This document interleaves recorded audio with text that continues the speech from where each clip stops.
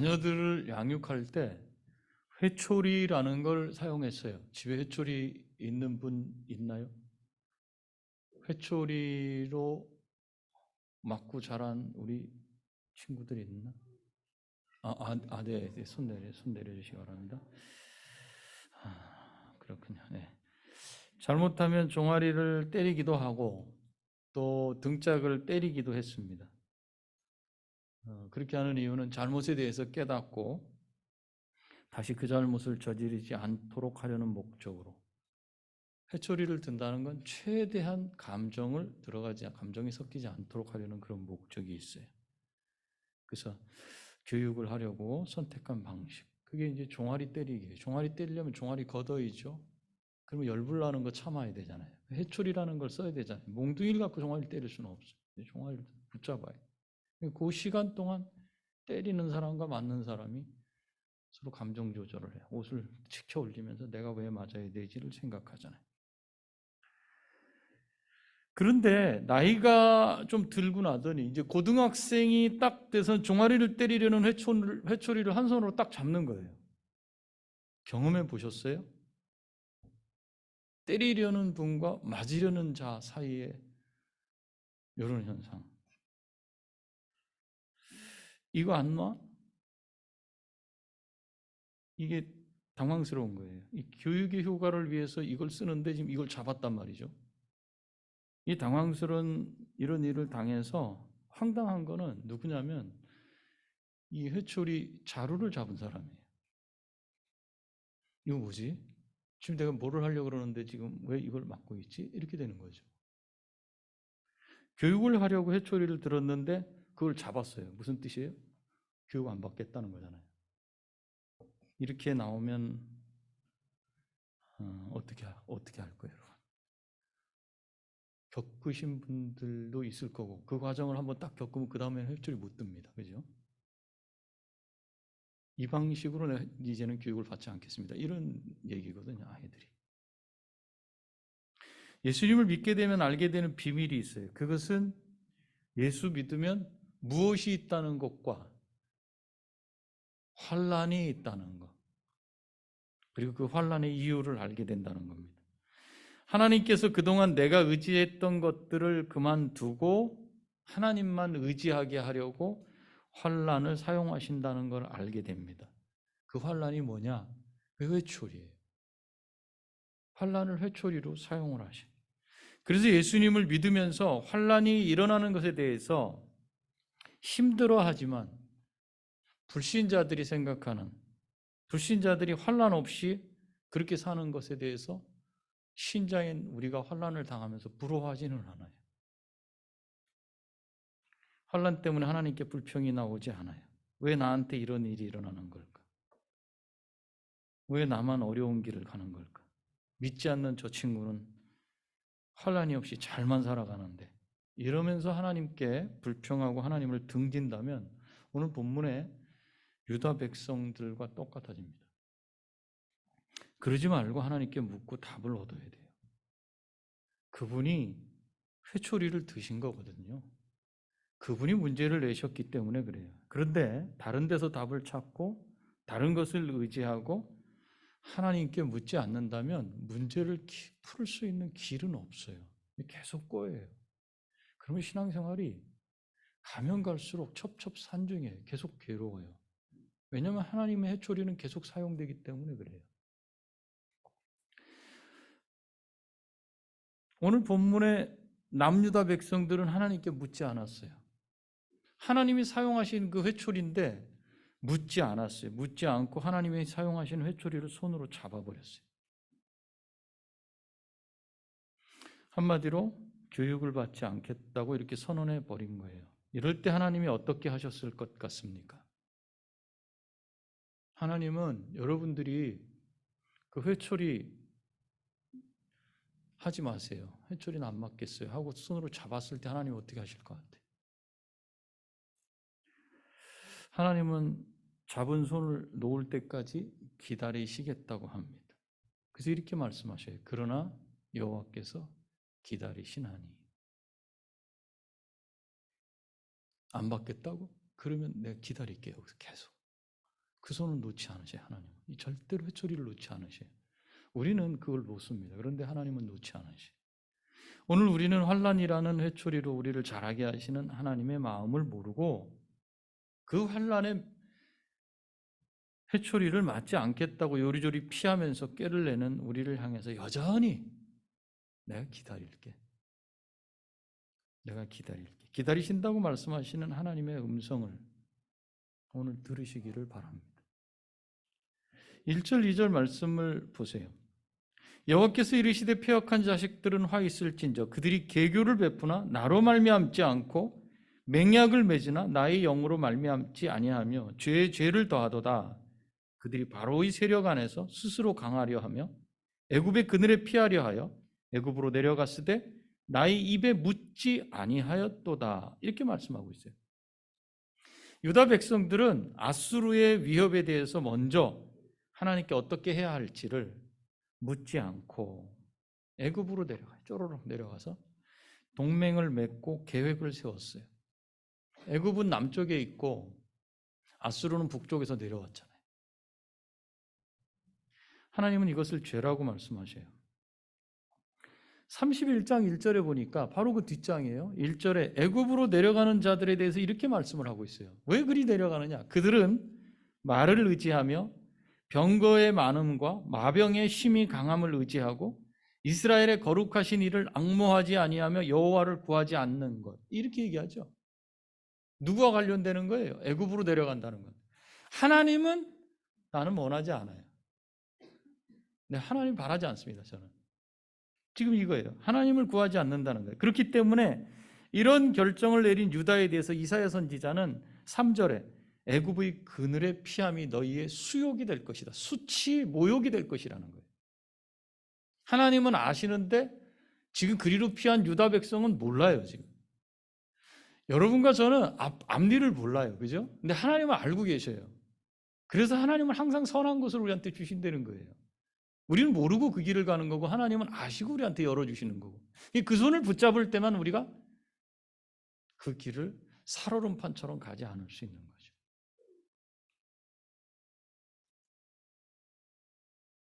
(7절에서도) 말씀해요. 애굽의 도움은 헛되고 무익하니라. 겉으로 보기에 큰 나라고 힘이 있는 것 같고 결국 그거 의지해서 거기 가지 않았느냐. 그렇지만 이 유익이 없다. 이렇게 말씀하셔요. 이렇게 하나님께 묻지도 않고 눈에 보이는 대로 행하는 유다 백성들에 대해서 그들이 과연 하나님을 어떻게 대하고 있었는지 하나님이 그들의 속의 것을 이렇게 끄집어 그대로 내오셔요. 그리고 이사야 선지자한테 그거를 책에 적으라 그러셔요. 그리고 자자손손 후세대들이 그들이 어떤 상태에 있었는지를 볼 수 있도록 기록해놔라. 그래요. 그게 9절부터 11절까지 말씀이에요. 지금 여러분들 성경 개역 개정판으로 안 했고 세번역으로 제가 바꿨어요. 개역 개정판으로 읽는 것보다 훨씬 더 실감나는 부분이 이 부분이라. 한번 읽어볼까요? 이 백성은 반역하는 백성이요 거짓말을 하는 자손으로서 주님의 율법은 전혀 들으려 하지 않는 자손이다.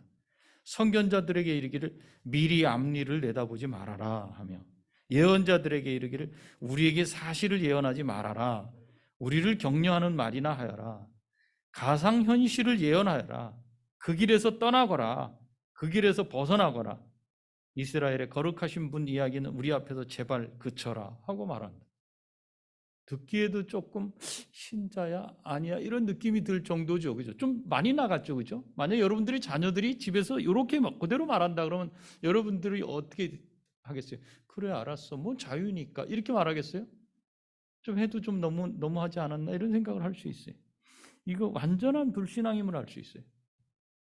전적으로 부패한 상황이 아니라면 이런 말이 나오지 않는다는 걸 알 수 있어요. 이렇게 애굽을 의지하지 말라는 말을 업신여기고 백성들을 착취하고 애굽을 의존하는 자들을 향해서 하나님이 주시는 말씀은 심판이에요. 이런 상황이 됐을 때 하나님이 주시는 건 심판이에요. 지금 이렇게 새 절에 이렇게 요약된 요 말씀이 홍수로 심판하기 전에 노아의 방주 사건, 노아의 그 홍수 심판 전에 백성들하고 다를 게 있을까? 제가 이 말씀을 보면서 그런 생각을 해봤어요. 그래서 하나님께서 심판의 메시지를 줘요. 그게 13절, 14절 말씀이에요. 요약하자면 이거예요. 담벼락이 쭉 서 있잖아요. 담이, 그죠? 학교 담이. 근데 배가 이렇게 부르는 데가 있어요. 배가 부르다는 건 좀 이렇게 반듯하지 않고 좀 이렇게 울퉁불퉁 이렇게 튀어나온 거. 그건 뭐냐면 지금 무너지고 있다는 거죠. 어느 때 무너질지 몰라요. 지금 말씀을 그렇게 하고 있어요. 배가 부르고 나온 담이 갑자기 무너지는 것 같이 망할 것이다. 토기장이가 그릇을 만들었어요. 그런데 이거 쓸모 없어요. 그럼 어떡하죠? 도자기 만든 분이 잘 놔뒀다가 누가 가져가게 해야지. 이렇게 해요? 그렇지 않죠? 바로 갖다 깨버리죠, 그냥. 뭡니까, 이거. 망치로 갖다. 그래서 그 조각 어디다 하나 쓰지 못하도록 만들어버려요. 그렇게 산산조각 낼 것이다. 이렇게 말씀해요. 이게 심판을 이렇게 하시겠다는 거예요. 그럼 그렇지. 역시 하나님 말씀대로 살지 않으면 이렇게 하시는 게 하나님이시지. 뭐 내가 알고 있는 하나님 아닐까 이렇게 생각할 수 있어요. 그들이 구원을 얻을 수 있는 길은 애굽이 아니라 하나님이다. 그들은 애굽으로 가지 말고 하나님께로 돌아서야 되는 거예요. 그리고 가만히 하나님을 신뢰하고 차분히 하나님을 의지해야 구원을 얻을 수 있어요. 그게 15절 말씀에 있어요. 주 여호와 이스라엘의 거룩하신 이가 이같이 말씀하시되 너희가 돌이켜 심판을 선언하시면서 너희가 돌이켜. 우리 하나님이 왜 다 끊지 않으시고 또 다시 이 말씀을 하시는지 몰라요. 너희가 돌이켜. 조용히 있어야 구원을 얻을 것이요. 가만히 기다리고 있어요. 잠잠하고 신뢰하여야 하나님을 신뢰해야 힘을 얻을 것이거늘 너희가 원하지 아니하고 그걸 원치 않아. 그리고 자기가 뭔가를 해야 돼. 이렇게 하라고 하는데도 듣지 않아요. 그래서 16절에 어떻게 하는가 봤더니 말을 타고 도망가야 돼, 자기가. 말을 타고 도망가요. 말을 타고 도망가겠다고 이렇게 말씀해요. 아수르가 아무리 무섭고 두려운 현실이라고 해도 잠깐만이라도 신자라면 마음을 좀 진정하고 하나님을 구하면 하나님께서 분명하게 말씀을 해 주실 텐데 기다리지 못해요. 첫 번째. 또 자기를 의지하고 눈에 보이는 세력을 의지해요. 그래서 하나님을 구하지 않아요. 신자가 무슨 일이 생기면 기도, 그거보다는 사람들을 만나는데 바빠요. 이 문제를 해결할 사람들을 만나는데 정신이 없어요. 여기 갔다 저기 갔다 여기 갔다 저기 갔다. 보이지 않는 하나님을 신뢰하지 않는 거죠. 자기 눈에 보이는 그 세력을 훨씬 더 신뢰하고 그것을 의지하는 거예요. 그래서 사람을 만나느라고 바빠요. 일이 생기면. 평상시에 바쁘다가도 자기한테 문제가 발생되면 사람들을 안 만나는 게 신자가 가는 길이에요. 그런데 거꾸로야. 평상시에 조금 만나다가 일이 생기면 더 열심히 만나. 더 사람들을 찾아다녀. 왜? 눈에 보이는 것이 무섭고 커 보이기 때문에 그래요. 내 앞에 생겨난 문제가 하나님보다 더 크기 때문에 그런 현상이 일어나요. 그 문제가 왜 나한테 생겼는지 도무지 하나님의 설명을 들으려 하지 않고 묻지 않고 그저 내 뜻대로 해결해요. 내 뜻대로 해석을 해버려요. 하나님도 안 보이고 그때는 이웃도 안 보여요. 그저 누구만 보여요? 자기만 보여요. 자기만 보여요. 그게 자기만 중요해요. 아무도 자기 같은 고통이 있을까 이렇게 생각해요. 더 이상 소망이 없고 하나님과는 관계가 없는 사람들인 것처럼 보이는 이 유다 백성들이 그랬어요. 이들을 향해서 이사야 선지자가 이렇게 말씀하는 거예요. 당연히 심판하시는 것은 하나님이 하시는 게 맞았는데 오늘 우리가 읽었던 18절, 18절의 본문 말씀은 이렇게 되어 있어요. 그러나 여호와께서 기다리시나니. 오늘 말씀이 왔다 갔다 하죠. 심판을 하시는 것 같은데 또 돌이키라 그러고 끝내는 것 같은데 또 기다리신다 그러고. 우리 하나님의 마음이 어디가 있는지를 우리가 읽을 수 있어야 돼요. 그러나 여호와께서 기다리시나니 이는 너희에게 은혜를 베풀려 하심이요. 은혜를 베풀려 하심이요. 일어나시리니 이는 너희를 긍휼히 여기려 하심이라. 대저 여호와는 정의의 하나님이심이라. 그를 기다리는 자마다 복이 있도다. 그러나 하나님은 기다리신다. 왜요? 은혜 베푸시려고 그런다. 일어나신다. 왜요? 긍휼히 여기시려고 그런다. 불쌍히 여기시려고 그런다. 보이지 않는 하나님, 그 하나님을 의지하지 못하고 이 사람 저 사람 만나면서 여기서 거절당하고 저기서 거절당하고 저쪽에서 거절당하고 뒤에서 거절당해서 그냥 고개에 힘없이 고개를 똑 떨구고 그냥 집으로 걸어오는 그 모습을 보면서 하나님께서 그래도 나는 기다리고 계신다. 아까 뭘 잡고 계셨어요? 회초리 그대로 붙잡고 있어요. 하나님 아직도. 놓을 때까지, 이거 놓을 때까지 그대로 붙잡고 계시는 거예요. 나는 아직도 기다리고 있다. 죄는 심판하시는 게 하나님의 성품이에요. 하나님은 공의의 하나님이셔요. 죄는 심판하셔요. 반드시. 그렇지만 회개하고 돌아오는 사람은 하나님은 은혜를 베푸시고 불쌍히 여기셔요. 이 하나님을 기다리는 사람은 그 누구라도 복을 받는다고 말씀을 분명히 하고 계셔요. 이 하나님은 택한 백성이 부르짖는 기도를 응답하셔요. 그것이 19절이에요. 택한 백성이 부르짖는 그 기도 반드시 응답한다. 시온에 거주하며 예루살렘에 거주하는 백성아, 너는 다시 통곡하지 아니할 것이라. 그가 내 부르짖는 소리로 말미암아 내게 은혜를 베푸시되 그가 들으실 때 내게 응답하실 것이다. 부르짖는 소리 응답하실 거예요. 그리고 20절에 주께서 너희에게 환난의 떡과 고생의 물을 주시나 내 스승은 다시 숨기지 아니하시리니 내 눈이 내 스승을 볼 것이며. 주님은 환난의 떡과 고생의 물을 주셔요. 환난과 고생 먹는 거예요. 떡과 물 먹는 거잖아요. 그 기간은 고통스럽지만 환난과 고생이 우리를 자라게 하기 때문에 영적으로는 우리에게 유익해요. 그리고 여기 스승이라 그랬는데 스승은 선지자예요. 선지자들. 이때 당시에는 선지자들을 죽이기도 하고 그래서 숨어 있었고 마음대로 말씀을 전하지도 못했는데 이제 그 부분이 열릴 거라는 거예요. 장래에는 결국 누구를 말씀하냐면 오실 예수 그리스도를 말씀하시고 지금 우리에게는 성령을 보내주신, 지금 우리에게 함께 하신 성령을 말씀해요. 그래서 우편으로나 좌편으로나 우로나 좌로나 즉 삶의 모든 영역에 있어서 치우치게 될 때 그 사람 뒤에서 양들이 앞에 쭉 가면 목자가 뒤에서 천천히 따라 나가면서 앞에 갈 때도 있지만 뒤에서 말을 딱 하면 앞에 이끌어가는 양이 있어요. 제일 선대선 녀석이. 그 녀석이 그 말을 딱 듣고 가는 거예요.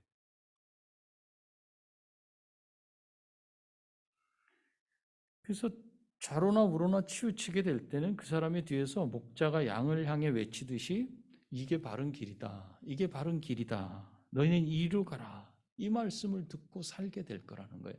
여기서 중요한 건 방향을 가르치는 게 중요한 게 아니고 듣고 살게 될 거예요. 듣고. 그전에는 어땠어요? 안 듣고.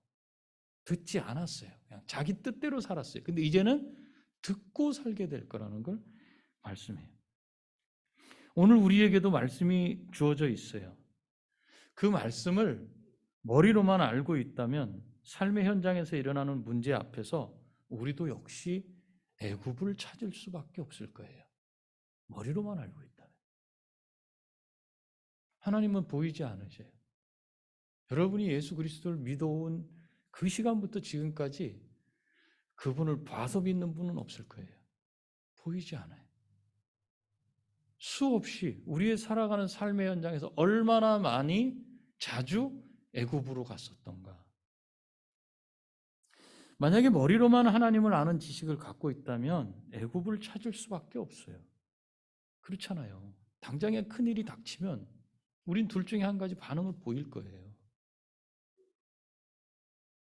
그런데 만약에 예수 그리스도를 10수년, 20년을 믿어오면서 한 번도 문제 앞에 하나님을 구하지 않았다면 나는 문제와 하나님 중에 누가 더 크다고 생각하는 거예요? 문제가 더 크다고 생각하는 사람이죠. 한번 사용해 보세요.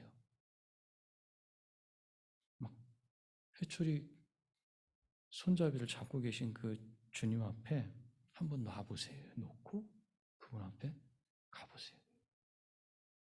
그 문제를 통해 나를 가르치시려는 주님을 거기서 만날 수 있을 거예요. 만약에 여러분 안에 말씀이 그 마음속에 있다면 그땐 주님께 묻고 기다릴 겁니다. 이게 힘들어요. 묻는 것까지는 할 수 있는데 기다리는 게 힘들어요. 왜요? 답이 빨리 와야 되는데 죽을 것 같은데 못 견디는데 기다리는 기간이 힘들어요. 말씀이 마음속에 있다면 묻고 기다릴 거예요. 이 문제를 통해서 분명히 나를 단련시키시고 자라게 하실 것이라는 사실을 알고 그렇게 하실 주님을 보이지는 않지만 믿기에 신뢰하기에 응답하실 때까지 기다릴 수 있는 거예요.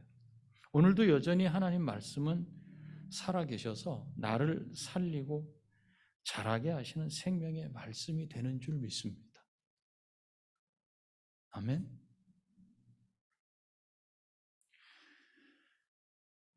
또 이런 삶을 살게 되면 22절 마지막 절에 한번 같이 읽어볼까요? 시작. 또 너희가 너희 조각한 우상에 입힌 은과 부어 만든 우상에 올린 금을 더하게 하여 불결한 물건을 던짐같이 던지며 이르기를 나가라 하리라. 이제 말씀이 머리에 있지 않고 이것이 마음에 오고 하나님을 알기 시작을 하면 그 하나님을 만나기 시작하면 그 말씀을 듣게 되고 영적인 눈과 귀가 열려지게 되는데 그때는요 하나님보다 사랑했던 거 있어요. 지금 여러분 하나님보다 사랑하는 거 갖고 있죠. 문제가 생기면 찾는 그거. 이제 하나님을 만나게 되면 문제가 생기면 찾던 그거, 그것으로 위로를 받았던 그거 집어던지게 됩니다. 아직 못 만나면 이거 여전히 쥐고 문제 앞에 그거를 계속 그게 나를 위로하는 것이라고 붙잡을 수밖에 없어요. 근데 이제 영적인 눈, 귀가 열려지게 된다 그러면 내가 사랑하는 그거, 내 문제를 해결하는 그 방식을 놔버려요. 이거, 내 이런 쓸데없는 방식을 내가 택했고 놓고 하나님만 사랑하는 삶으로 바뀌어지게 되는 겁니다. 이런 은혜, 하나님은 이 은혜를 저와 여러분에게 주시려고 그래요. 오늘 여기에 참석한 모든 분들은 그 은혜를 다 받아 누리시기를 축원합니다. 말씀을 맺을게요. 유다 백성들의 문제가 뭐예요, 지금? 아수르의 위협을 피해서 애굽으로 내려간 거예요.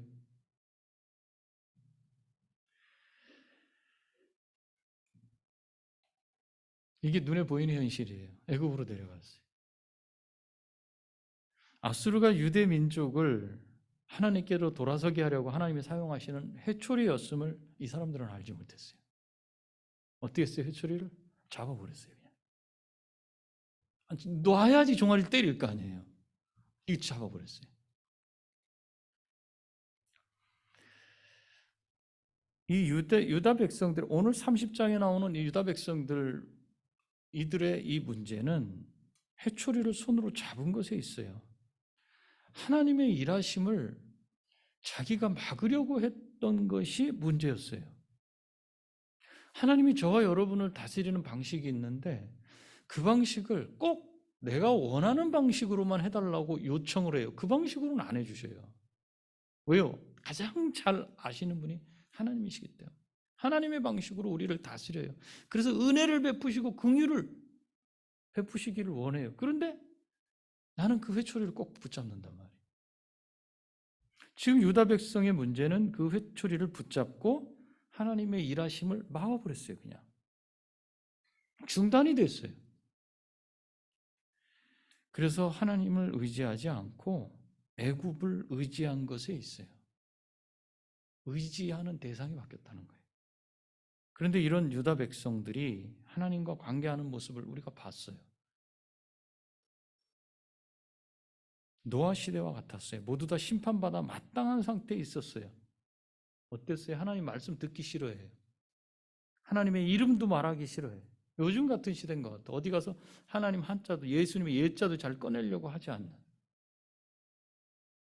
지금 이 시대가 점점 그런 시대로 가고 있지 않는가. 또 어땠어요? 하나님이 안 계시기를 바랬어요. 그냥 하나님 저쪽으로 가시라 그래. 여기 계시지 말라 그래. 이렇게. 그런 삶이었어요. 당연히 이런 삶을 사는 자들을 버려야 마땅한데 그러나 하나님은 어떡하셔요? 돌아서서 다시 거기서 돌아서서 구원을 얻으라고 이렇게 말씀하셔요. 그리고 기다리신다고 말씀하셔요. 은혜를 베푸시려고 그래요. 그리고 부르짖기만 하면 응답하시겠다는 거예요. 여러분 한번 부르짖어 보세요. 여러분들의 환난과 문제 앞에 하나님 앞에 부르짖어 보세요. 하나님이 기간의 문제지 반드시 응답하시는 거예요. 그 하나님을 한 번만 경험하면 나머지 내가 사용했던 방식은 집어치울 거예요. 하나님을 겪게 하시지만 또한 많은 영적 스승들을 통해서 말씀을 듣게 하시겠다. 이게 당시의 말씀이고 지금으로서는 성령을 통해 우리는 말씀을 계속해서 깨닫게 되고 알게 해요. 이것이 패역한 유다를 향한 하나님의 마음이었어요. 여러분 우리는 어떻습니까? 오늘 우리는 우리 앞에 놓여진 문제를 하나님보다 작게 여기고 살아갑니까? 크게 여기고 살아갑니까? 문제가 생기면 그때마다 아무런 소망이 없는 것 같이 그냥 고개를 푹 떨구고 그렇게 살아갑니까? 문제를 생각하는 우리의 삶의 방식, 그게 바뀌어야 돼요. 신자에게는 문제가 생기는 것이 당연해요. 로마서 5장에서 우리가 배웠어요. 환난은 신자에게 반드시 있어요. 누군가가 예수 믿으면 뭐가 좋아? 이렇게 말하면 뭐라 그래야 돼요? 환난이 생겨. 그럼 안 믿지. 근데 환난의 의미를 알게 돼.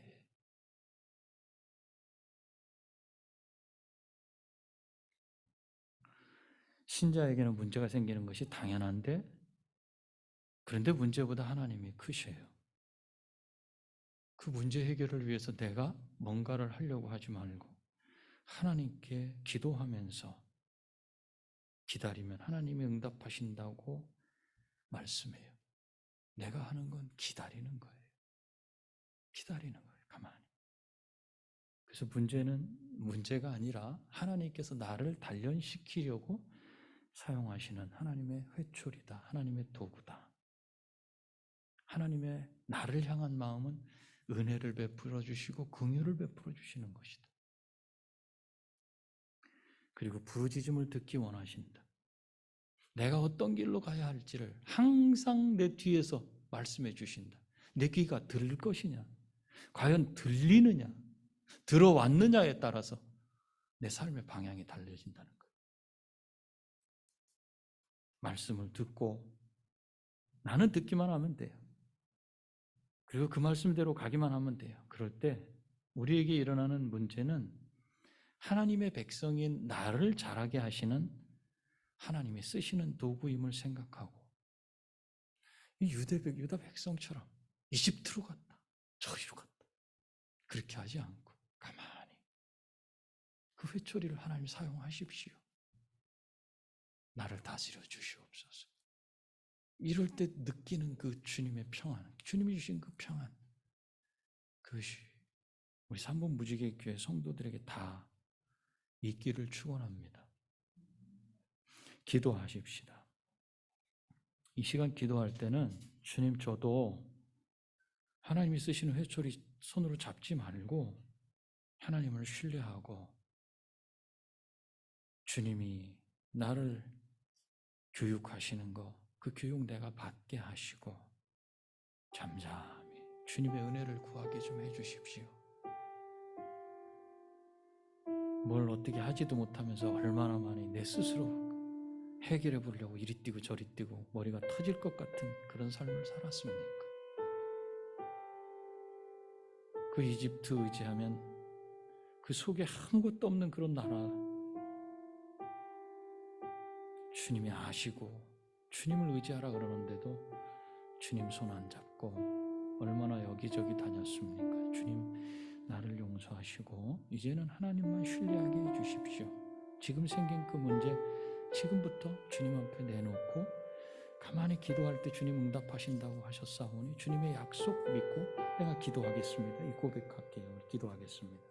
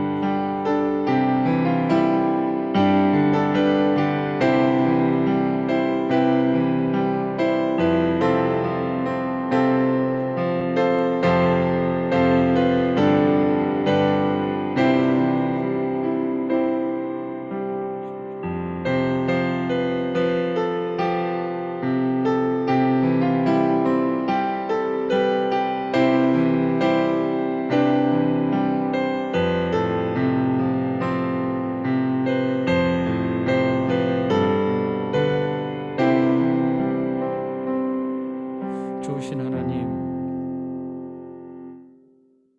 하나님을 배반하고 수없이 우리의 마음으로 하나님을 부인하는데도 불구하고 여전히 말씀하시면서